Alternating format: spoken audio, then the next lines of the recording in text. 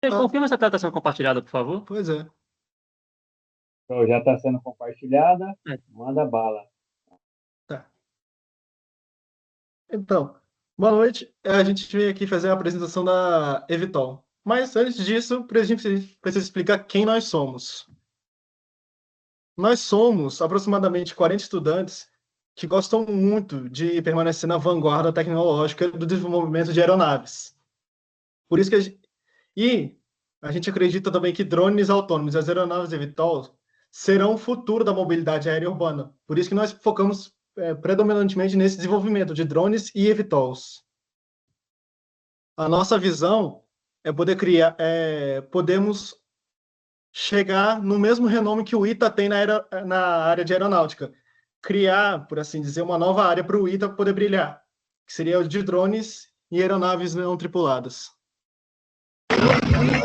Com isso, alguns projetos que nós desenvolvemos ao longo do ano e vamos desenvolver agora nesse segundo semestre. O primeiro passo que nós demos agora nesse do ano foi o treinamento dos novos membros, que já foi finalizado.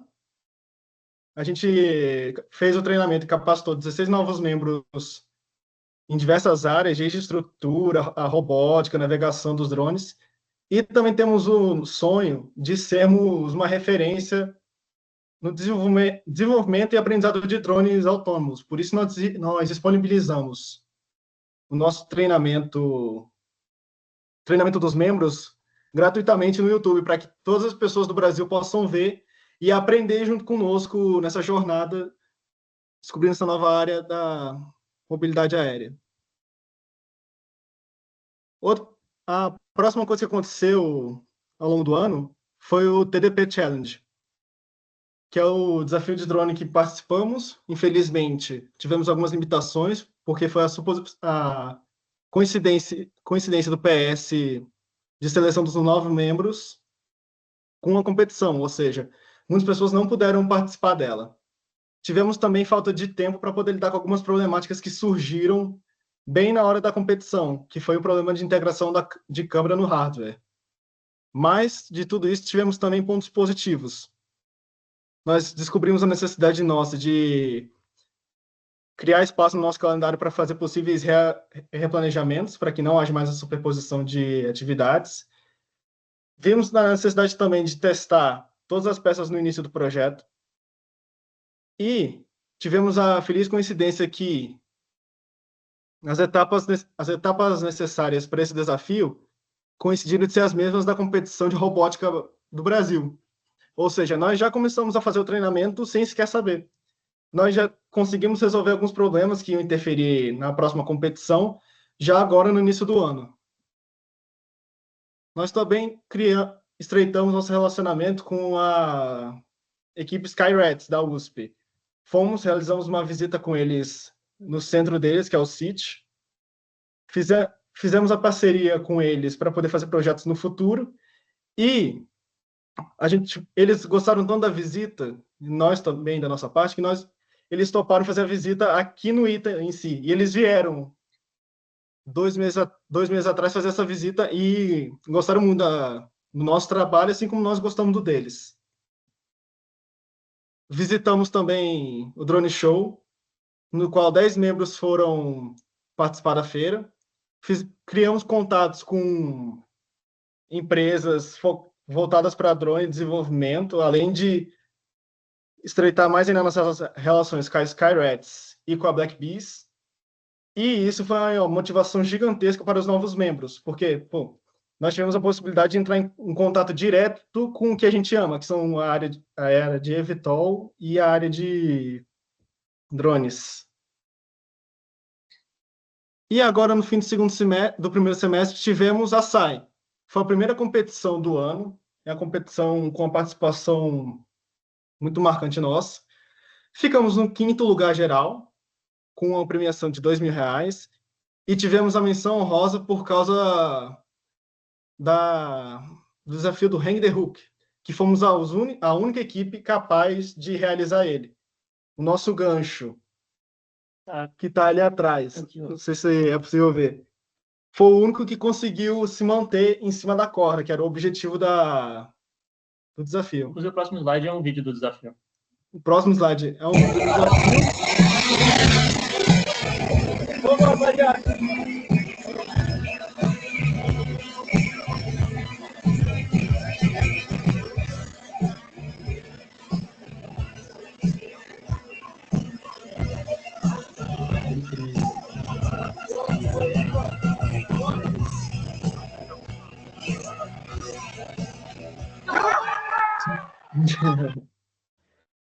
E a gente seguiu a ideia mais simples. Todo mundo resolveu usar um eletroímã para segurar a garra. A gente foi mais pragmático. Usamos um gancho que abre normalmente. Só reiterar um negócio aqui que eu acho que muita gente me perguntou quando eu fui demonstrar esse vídeo aqui.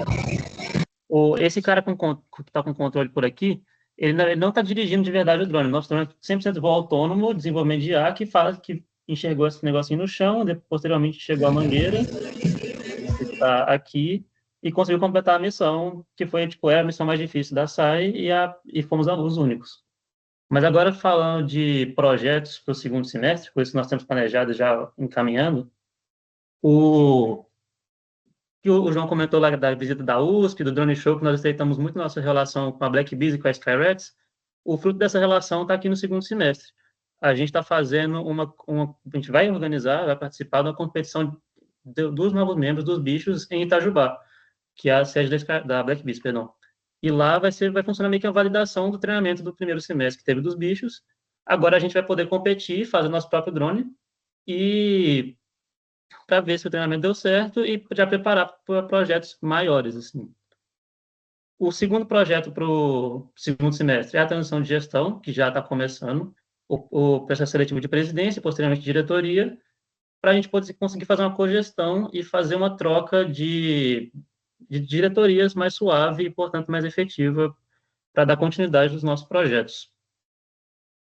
O próximo projeto, que também o João já comentou, é a Competição Brasileira de Robótica, vai ser em Vitória, no mês de outubro, e é uma competição que a gente, no passado, não foi tão bem, só que esse ano, pelo TDP, que a gente, como o João comentou, a gente já deu uma adiantada no processo, como pela SAI, que nós ganhamos muita maturidade, agora, tipo, a competição de robótica, nós já temos um pouquinho mais de confiança para conseguir pontuar bem nela, como nós fizemos na SAI.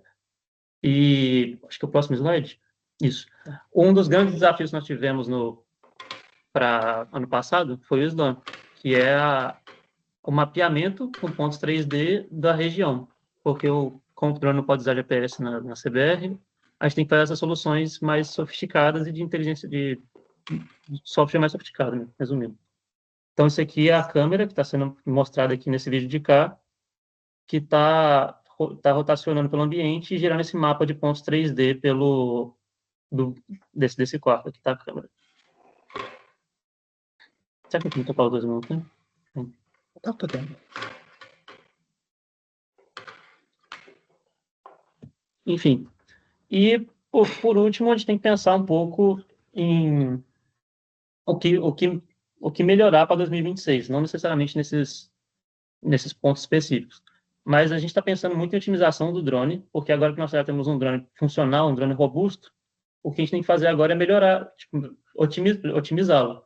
Então, um aprendizado que a gente teve com a Blackbee, salvo engano, na SAI, foi de usar 2 GPS para redundância, para diminuir a variação de altura por imprecisão do GPS, fazer otimização estrutural do drone, reduzir cabo, melhorar o frame, coisas assim, e também teste para mitigar a vibração, que é um problema que todos os times de drone têm. E agora sim, por último, Que é o xodózinho o xodózinho dos novos membros, por enquanto, que é o Beija-Flor. A gente, por mais que a gente esteja focando muito em drone, a gente ainda não perdeu a paixão pelo eVTOL. Aí, qual foi a proposta agora nas férias? Vamos desenvolver uma asa voadora, que é um tail sitter, que serve como... que também vai ser um eVTOL, porque vai ter a decolagem vertical. É um projeto que é orientado pelos membros antigos já da iniciativa, só que ele é majoritariamente guiado pelos novos membros, que estão mais que engajados o suficiente para concretizar essa nova aeronave até o final do ano. E agora, só resumindo um pouco do nosso financeiro, os nossos gastos com materiais, até o momento, foram gastos com o drone, esse aqui, que é o da SAI, gastos com produção de bases e coisas assim, que está aqui embarcado no Outros, para justamente treinar o drone, para nós podermos testar, ver se ele está funcionando, e esses gastos somam isso aí. E agora os gastos com logística, como nós não fomos à RoboCup, como foi listado mais cedo, nós economizamos bastante com logística no primeiro semestre, porque nós só fomos à SAI e pagamos o transporte ao Drone Show. E o que vai nos possibilitar fazer esse planejamento para o segundo semestre, que é o Interbichos e o transporte ACBR, que vai ser uma competição muito grande e muito frutífera para nós. Então, aqui está só a soma dos valores, o que nós gastamos, as 3 chamadas de investimento que nós fizemos, quanto nós gastamos no total. Então, aqui esses dois somam mais ou menos 18 mil de caixa ainda por gastar, entre muitas aspas, que nós não gastamos ainda por causa da economia do RoboCup. E, no fim, é isso. Pensando em listar um pouco das nossas dores e o que nós temos que melhorar mais para frente, os nossos programas desse ano foram principalmente de conciliação do calendário letivo com as competições, porque o TDP caiu em 8ª semana, que foi uma semana de prova. A SAI, semana de prova de novo. A RoboCup também. Então, a gente teve muita dificuldade em fazer em aliar os dois. Integrar o processo de pesquisa e desenvolvimento, principalmente do Evitol, com as demandas da iniciativa de competição, que foi nosso foco esse ano, e o desenvolvimento da visibilidade social nosso, que esse ano engatinhou, a gente começou a desenvolver a marca, o LinkedIn, o Instagram, mas ainda temos muito a melhorar. E é isso. Muito obrigado. Será que vai para outro lado? Muito obrigado. Parabéns aí pela apresentação, João, Iago, o Iago não, o Vinícius que está aí. Muilaerte, primeira pergunta. Parabéns aí, boa noite a todos. Muito legal ver a evolução do Evetol ao longo desses anos, em particular ao longo dessa gestão. Me chamou a atenção que vocês estão propondo a asa voadora, né? Beija-Flor, não é o nome do protótipo? Historicamente, o que a gente percebeu que o Evetol conseguiu uma trilha de evolução, desenvolvimento sólido a partir do momento que se envolveu nas competições. A minha pergunta é, o Beija-Flor ele está sendo desenvolvido para alguma competição específica? A gente não tem nenhuma competição em foco. Eu já estava estudando, por exemplo, algumas soluções da IMAV, que é o internacional, que talvez, dependendo do nosso processo, nós consigamos competir nela. O Evitol, ele está no regulamento e seria uma boa solução, que são competições de tempo de voo, assim, que o Evitol é bem produtivo. Mas o asa voador em si, o Beija-Flor, é mais o sonho de um membro nosso, do Ezequiel, que está sendo posto em prática. Tá, toma cuidado só para vocês não criarem um movimento baseado num sonho que ano que vem não tem continuidade, ou daqui a 2 anos não tem continuidade. Se tiver uma competição contínua ao longo dos anos, como a SAI começou agora, talvez vocês possam alocar os seus recursos da Itaex também de uma forma mais sólida, que vai permitir também vocês se desenvolverem, tá? Vinícius, quer falar? Sim, um negócio interessante é que atualmente a Aerodesign, ela participa da SAI Aerodesign, né?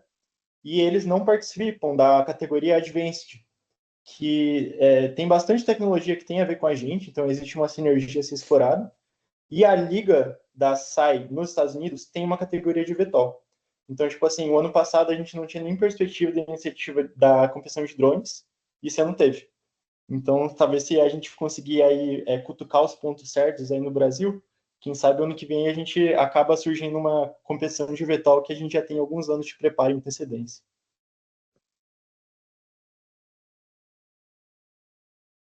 Show de bola. Delfião, com a palavra. Sim, são 2 perguntas de leigo, absolutamente leigo.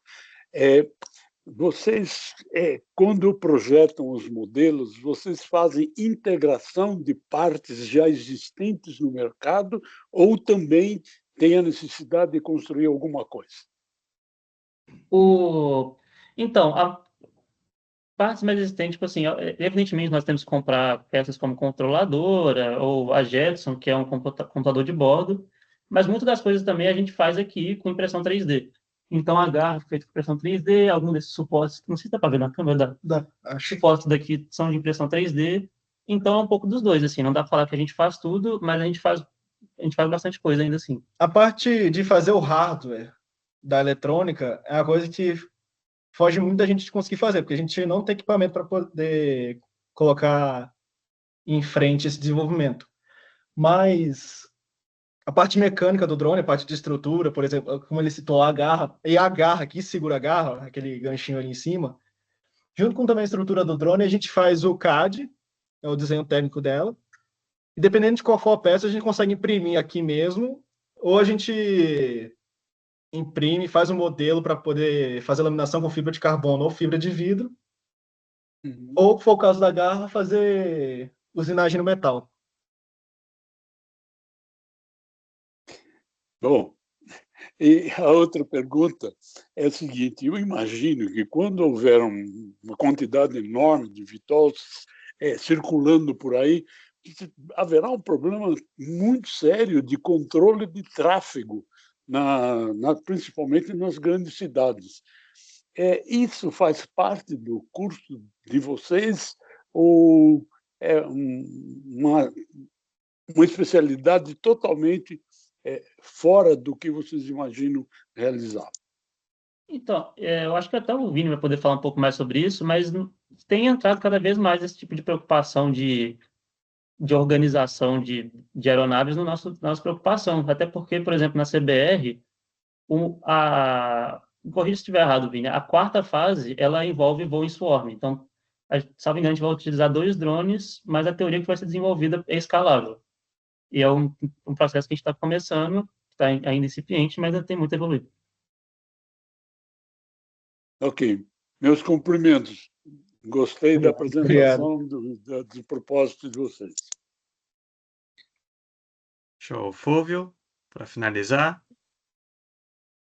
Rapidinho, gente, uma curiosidade e uma pergunta. Primeira curiosidade, como é que vocês escolheram o nome dessa asa voadora? Então, o Ezequiel, que foi o principal idealizador por trás dela, ele é muito fã de helicóptero, aeronaves, mas muito de helicóptero. Aí, acho que foi numa das palestras que a gente teve no Lacais Neto, lá tem uma estantezinha que é cheia de modelo de aeronave. Aí isso chamou muita atenção dele, e ele resolveu sair pesquisando o que era cada modelinho. Nisso ele topou com o Beija-Flor, que foi o helicóptero que o ITA planejou nos anos 50.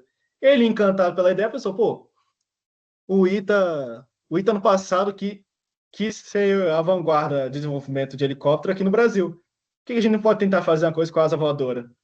E o Tail Sitter, que foi o caso. Parabéns, muito bom. Era isso que eu queria ouvir. Essa história aí é um quadricóptero que o ITA fez dentro do CTA. É uma história linda, maravilhosa. É muito bacana vocês usarem o nome para lembrar isso. A